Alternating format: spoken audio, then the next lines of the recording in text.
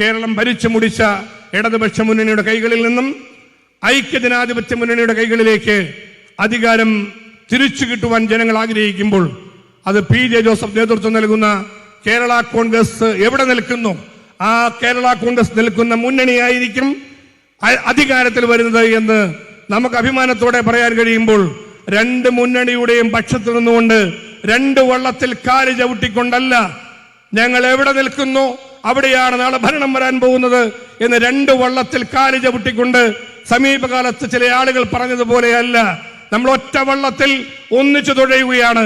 അത് ഐക്യജനാധിപത്യ മുന്നണിയുടെ കൊടിക്കീഴിൽ നിന്നുകൊണ്ട് UDF-നെ അധികാരത്തിൽ കൊണ്ടുവരാൻ വേണ്ടി നടത്തുന്ന നമ്മുടെ പ്രയത്നത്തിൽ ഐക്യജനാധിപത്യ മുന്നണിയായിരിക്കും കേരളം ഭരിക്കുന്നത്. പി.ജെ. ജോസഫ് നേതൃത്വം കൊടുക്കുന്ന കേരള കോൺഗ്രസ് അടിയുറച്ചു നിൽക്കുന്ന UDF ആയിരിക്കും അടുത്ത തെരഞ്ഞെടുപ്പിൽ അധികാരത്തിൽ വരുന്നത് എന്ന് കേരളം മുഴുവൻ ഉറക്കെ പ്രഘോഷിക്കാൻ കഴിയുന്ന വിധത്തിൽ കേരള കോൺഗ്രസ് പ്രവർത്തകർ മുന്നോട്ട് വരണം. നമുക്ക് നഷ്ടപ്പെട്ട അണികളെ മുഴുവൻ ഈ കാലഘട്ടത്തിൽ പാർട്ടിയുടെ ഭാഗമാക്കി മാറ്റണം. നേതാക്കന്മാർ അവിടെ നിന്നോട്ടെ. ആ പുസ്തകം നമുക്കിനി തുറക്കേണ്ട കാര്യമില്ല. ആ പുസ്തകം അടഞ്ഞ അധ്യായം അത് അടഞ്ഞു തന്നെ ഇരിക്കട്ടെ.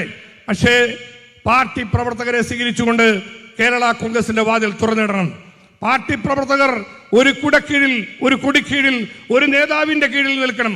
അതിന്ന് കേരള കോൺഗ്രസിലെ ഏറ്റവും സീനിയർ നേതാവ് നമ്മുടെ ആരാധ്യനായ ശ്രീ പി.ജെ. ജോസഫ് സാറിന്റെ കൂടെ അണിനിരന്നുകൊണ്ട് മുന്നോട്ട് പോകാൻ പാർട്ടി അണികളെ ഒന്നിപ്പിച്ചു കൊണ്ടുവരാൻ കഴിയണം.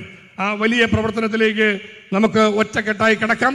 അതിന് 2026 യഥാർത്ഥ കേരള കോൺഗ്രസുകാരുടെ ആദ്യത്തെ കൂട്ടായ്മയാണ് ജയിച്ച ജനപ്രതികളെയും മത്സരിച്ചവരെയും ഒന്നിച്ചിരുത്തി നമ്മുടെ ഈ കൺവെൻഷൻ അടുത്ത നിയമസഭാ തെരഞ്ഞെടുപ്പിൽ കേരള കോൺഗ്രസിന് ഉജ്ജ്വലമായ വിജയം സമ്മാനിക്കുന്നതിന്റെ തുടക്കമായി തീരട്ടെ.